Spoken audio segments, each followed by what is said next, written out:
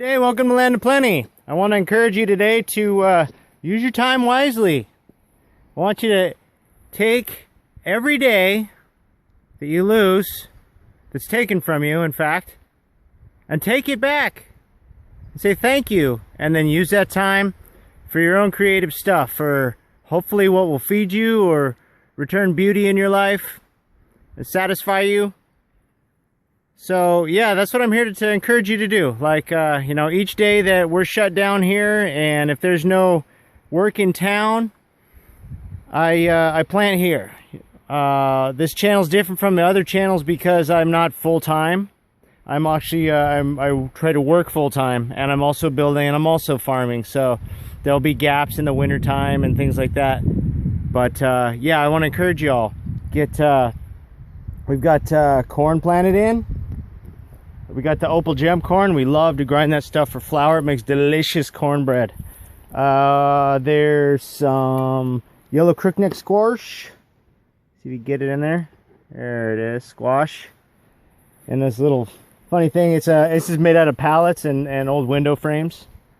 And we put the screen on the side because it's turkey season, and Miss Turkey likes to come in and scratch in there, and we don't want her in there.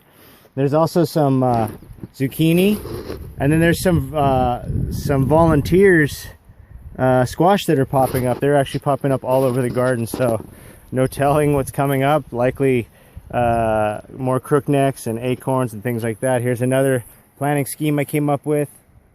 There's tomato seeds in there. A little late for tomatoes, but I'm not gonna complain. I'm gonna make it happen. So yeah, the window keeps the moisture in there. I don't have a automatic drip on this side yet. Just a couple more little fresh tomato plants planted up in there.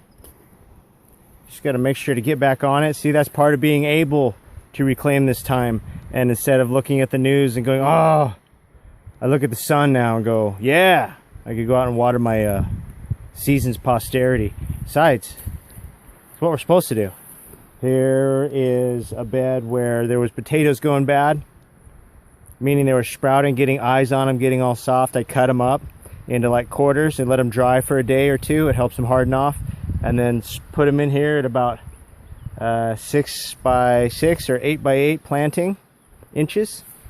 And there's another one where I didn't have room in that bed, so I put it in this little guy. These things are actually they're concrete mixing tubs you can buy at the hardware store, and we drill holes in the bottom, but they're good for all kinds of crops that like warmth in the roots. So here you guys, a little bit of our this one is actually sweet potato, and that is sweet potato. This one's carrot. It's just coming up today. It's been like 12 days or something, and they're just sprouting today. Those beds are beans. At the same time, they're co-planted, so you see radishes in there. There's beets on the other side, and there's chard in here. I'm not sure if it's going to come up. And then in both of these beds there's bean sprouts. Actually, oh, joyous, happy day. There's my first Trail of Tears bean sprout popping up. So in the next few weeks we'll be revisiting this bed. It'll have a structure for these beans to climb up. So as the one plant grows and fades away, these radishes only take like 33 days or something, and the beets are not far behind that. I don't even see the beets though. I'm not sure if they're going to come up. But as they die, the beans will come up. So that's the idea with a lot of these co-planting, with one a half step behind the other. That's about it. We got more, we got the corn in here. Some corn blades popping up, and then there's the volunteer squash. The last squash we planted in here was crookneck. Yeah, that's a bone. It's part of what I do with the compost pile. And then here's interplanted, these are the garlics that were feral that I found around the yard, and I replanted them. I pulled them out of the compost pile. They'll be seed for this fall. And here's potatoes. So we'll just keep planting in here until the potatoes come up. That's about it for now. There's flowers there.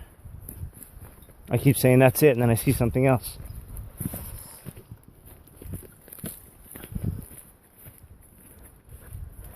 These little red sprouts in here our Love Lies Bleeding Amaranth. Victoria did some red romaine. There's also dill coming up in there, and more, and just various things, like I said, co-planted. Here's a Cherokee purple tomato and a little chives on the side. This is a plant we were almost going to throw away, and I found it. Cilantro and baby cilantro. Tuscan kale.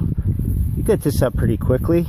Actually, here's the little ones that I seeded, and these guys are all volunteers from the wintertime. And then there's basil just beginning in here. These are basil, real tender. And we haven't really planted in this bed though. Oh, and there's the human garden bed where we plant the humans at night. Anyhow, so yeah, I wanted to encourage you to enjoy your life, enjoy this time. This is an unprecedented opportunity because we're leaving the first world, which is a shame, and it's going to be a shock to us for the rest of our life. But we're entering a phase of personal freedom if we look at it correctly and manage the time and don't sit home and with our fingers in our mouth, like watching the TV, waiting for them to tell us to go out and live our life. Okay. We've been on this planet for thousands and thousands of years, going through much worse stuff than this, and I have faith in all of you to just snap out of it and live your lives, and enjoy what you have right now. All right, and last thing I want to say is that the shovel is lighter in your own yard. Have a great day.